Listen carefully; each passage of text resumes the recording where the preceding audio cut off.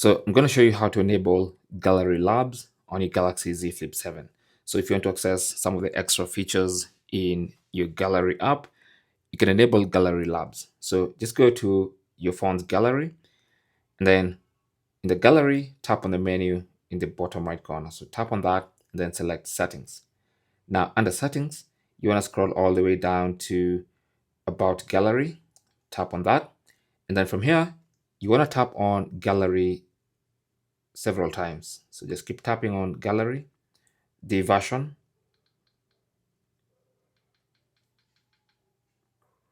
and if you tap enough times, it will tell you Gallery enabled. So let's put the phone down.